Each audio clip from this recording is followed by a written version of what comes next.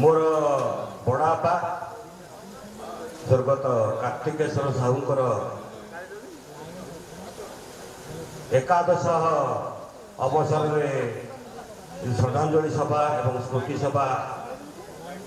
रे उपस्थित मंचासीन समस्त अतिथि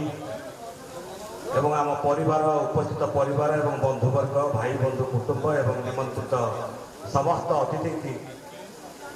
आज कार्यक्रम स्वागत जनाई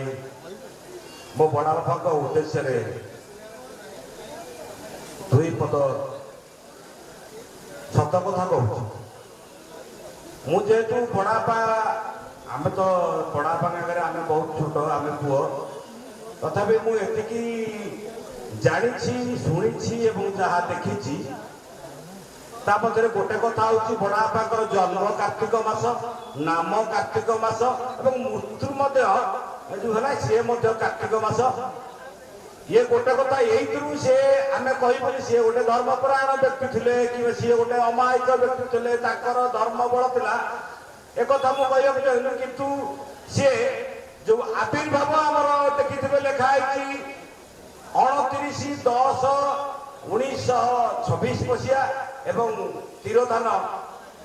आपण मान देखिए लिखाई 15/10/2025 देवधान 19 वर्ष एवं शेष समय पर्यंत मु देखी सी जमी प्रतिदिन निजस्व कार्यक्रम करती निज कार्यक्रम जहाँ निजर जो दैनंदिन कार्यक्रम जहाँ से निजे करुले एवं मरवा बेले तांकर थिला शेष शब्द बोधे जहाँ उपस्थित थी हरे कृष्ण कृष्ण कृष्ण हरे हरे हरे राम राम राम हरे हरे से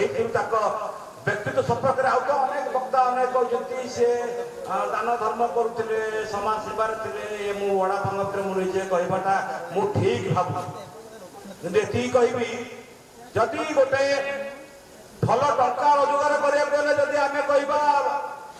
देश अंबानी आदानी आम अंचल भी अनेक सेमती धनशाली व्यक्ति अच्छा कि जोड़ी भल मनीषर कथा उठे निश्चित भाव में मो बड़ापा कार्तिकेश्वर साहूकर नाम निश्चित भाव में सर्वाग्रे श्रद्धांजलि सभा मु केवल गोटे कथा कहबी एवं बहुत वक्ता अच्छा आपणकर सुंदर चेहरा दिने मौली जीव बलवान शरीर दिने बलहीन हो पद पदवी प्रतिष्ठा दिने सरीजीव किंतु गोटे भल मनीष सब बेले समस्त हृदय रंची बेले एवं आज जमी मला आज एकाठी स्मृतिचारण करुचे तेणु मो बड़ापा निश्चित भाव में भल मनीष थे बेसी किसी कहबेनि श्रद्धांजलि जड़े बड़ापा को मो आंतरिक श्रद्धांजलि एवं आशा रखी बड़ापा उपर थी आमको से भल मनीष थे निश्चित आम समस्त को भल मनीष होबार उपर थी आशीर्वाद करेंगे ये कही मोर वक्तव्य रखुच्छी।